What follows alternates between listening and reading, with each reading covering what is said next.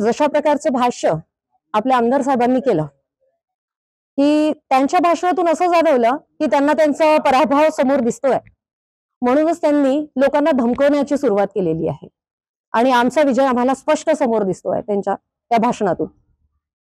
युवकांना संधी मिळाली पाहिजे, रोजगार मिळाले पाहिजे, या गोष्टीचा नक्कीच आमदार साहेबांनी विचार करायला हवा होता, पण त्यांनी तो विचार केलेला नाही।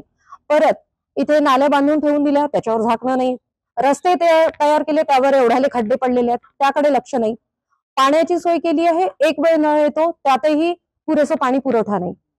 उपयोग काय अशा सुधीरभाऊंनी संधी दिली, त्यांचं कुशल नेतृत्व पाहता येता या 15 वर्षाचा जो आराखडा आपण त्यांचा पाहिलाय की त्यांनी अगदी मूलला पूर्णपणे बदलून टाकलेला आहे। पहिलेचा मूल कसा होता आणि आत्ताचा मूल आपण सगळ्या क्षेत्रामध्ये बघतोय की त्यांनी बदलून टाकलाय।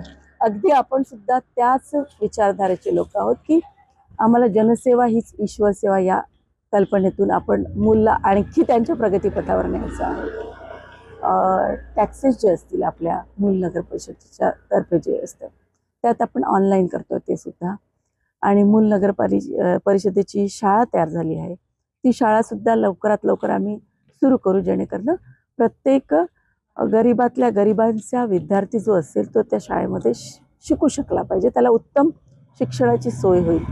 अशा कितीतरी महिलांचं सक्षमीकरणासाठी आम्ही काम करणार आहोत, वृद्धांच्या निवाऱ्यासाठी सुद्धा काम करणार आहोत आणि प्रत्येक घटकासाठी आम्ही काम करणार आहोत। म्हणजे सुधीरभाऊंचं नेतृत्व आणि आमचं विजन, या दोघांच्या विजनमध्ये आम्ही जनतेच्या विश्वासाला कुठेही तडा जाणार नाही याचं आम्ही पुरेपूर प्रयत्न करणार।